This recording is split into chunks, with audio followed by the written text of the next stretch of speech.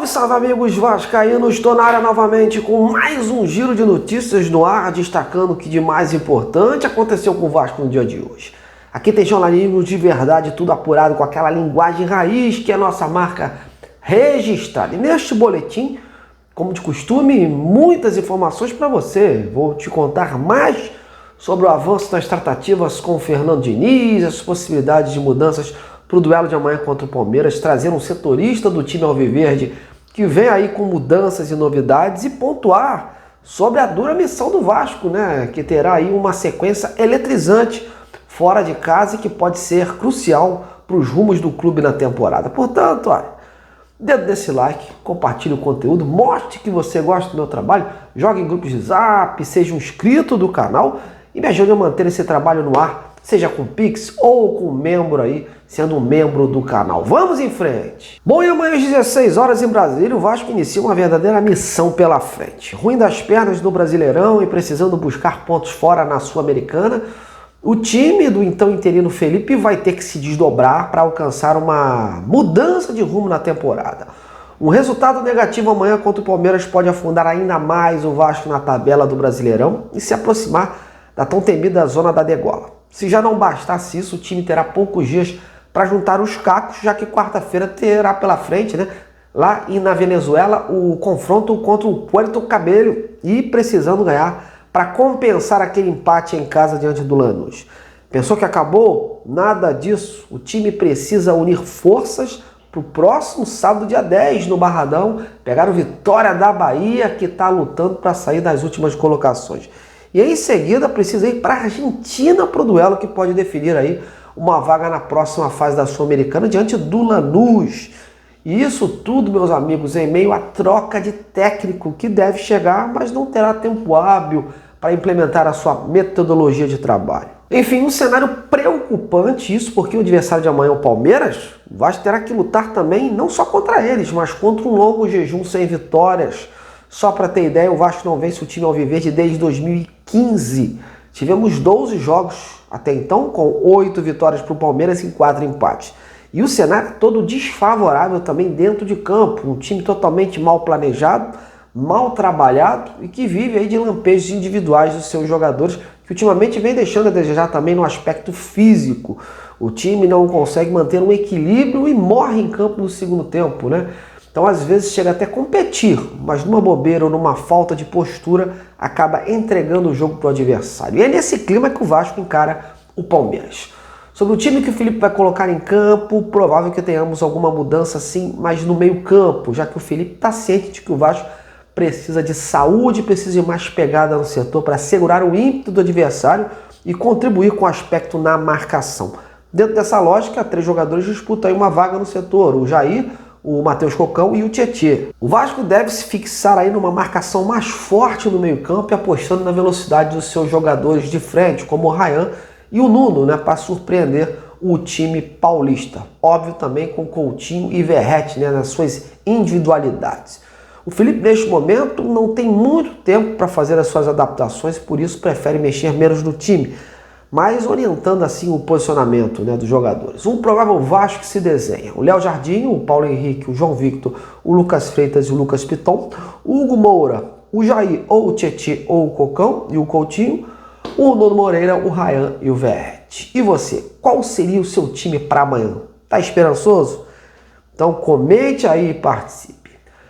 Bom, já que estamos falando aí desse duelo, vamos aproveitar e destacar o Palmeiras, né? O Palmeiras que está com caras novas, tem dúvidas, é verdade, mas tem mudanças a caminho e com possibilidade de um reencontro com o ex-atacante vascaíno. Mas quem vai falar tudinho sobre o Palmeiras é o meu colega, o repórter Luca Dutra, que gentilmente aceitou participar aqui com as suas informações. Luca, o que você tem para nos contar sobre o Palmeiras, meu amigo? Alô, amigos do canal Detetives Vascaínos, aqui quem fala é Luca Dutra, setorista do Palmeiras pela Vável Brasil e repórter da Rede Voz do Esporte de Rádios, falando diretamente de São Paulo com as informações do Verdão para o confronto deste fim de semana contra o Vasco da Gama em Brasília. O Palmeiras chega para a partida com 13 pontos conquistados em 6 rodadas do Campeonato Brasileiro. A equipe do técnico Abel Ferreira vinha embalada com uma sequência de 7 vitórias, mas acabou sendo surpreendida dentro do Allianz Parque no último domingo, em partida válida ainda pela sexta rodada do Brasileirão, quando perdeu pelo placar de 1-0 para o Sport Clube Bahia. Um resultado que interrompeu o bom momento, mas que virou apenas um asterisco, porque no jogo seguinte o Verdão voltou a vencer. Bateu o Ceará pelo placar de 1-0 fora de casa na Arena Castelão, com gol marcado pelo capitão Gustavo Gomes de cabeça, colocando o Verdão na frente, pelo menos com um pé na frente, na decisão pela terceira fase da Copa do Brasil. E a preparação para o jogo contra o Vasco começou na última sexta-feira. Após uma folga geral na última quinta, a equipe contou justamente com a reapresentação do lateral direito Mike e também do meio-campista Rafael Veiga, que treinaram, portanto, os dois jogadores junto com o elenco e podem ser as surpresas para o jogo contra o Vasco da Gama no próximo domingo.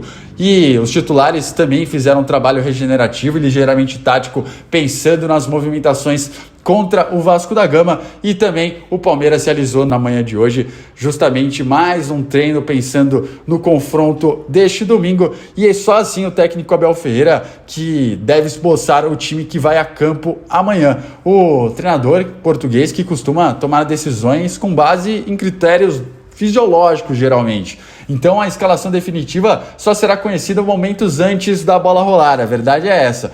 Portanto, um provável Palmeiras deve ter o Everton debaixo das traves, titular absoluto, Giai na lateral direita, na lateral esquerda, Joaquim Piquerez, e no miolo de zaga, Gustavo Gomes e Bruno Fux. Na meiuca, Aníbal Moreno e Richard Rios devem ser a dupla de volantes, e Estevão assumindo a função de 10 desse time do Alviverde imponente. Na ponta direita, o técnico Abel Ferreira deve escalar em mais uma oportunidade Felipe Anderson. Na ponta esquerda, a provável novidade deve ser Paulinho, que entrou muito bem na partida contra o Ceará, tomando o lugar então de Facundo Torres. E na linha atacante de raça, para fechar, Flaco Lopes deve ser o grande 9 dessa equipe do Verdão. Vale destacar o retrospecto recente e favorável do Palmeiras contra o Vasco jogando fora de casa.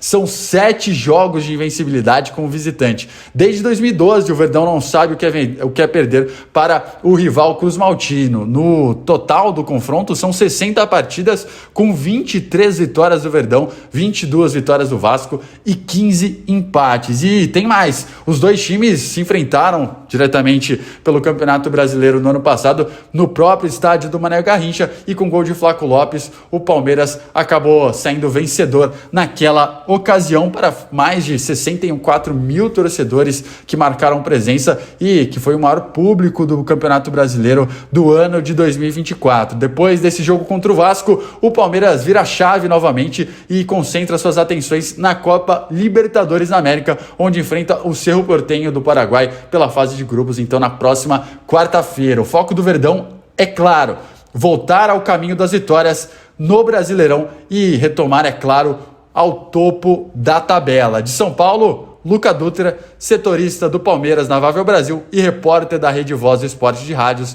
para o canal Detetives Vascaínos. Valeu demais, Luca. Bom, para fechar esse boletim de hoje, claro, não podemos deixar de destacar a negociação com o Fernando Diniz. Meus amigos, a coisa está esquentando, está avançando aos pouquinhos, e o próprio presidente Pedrinho hoje, no embarque para Brasília, no aeroporto aqui do Rio, admitiu publicamente que o Vasco negocia sim com o Fernando Diniz.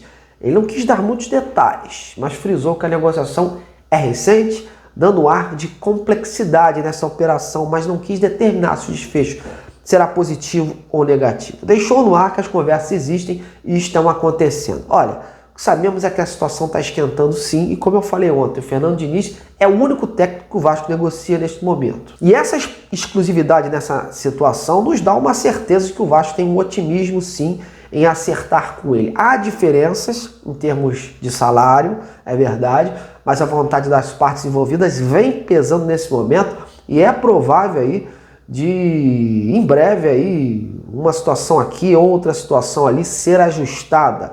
Eu tenho esse feeling de que até segunda, né, teremos aí uma confirmação, até porque o Vasco não pode ficar nesta gangorra de resultados. Precisa avançar num técnico para dar um rumo na temporada. Ficou muito claro o cuidado que o Pedrinho teve para falar dessa negociação, mas ao mesmo tempo ele abriu o jogo admitindo as tratativas, né? E quando um dirigente abre um jogo assim, é que a situação vai tomando sim um rumo até certo ponto favorável.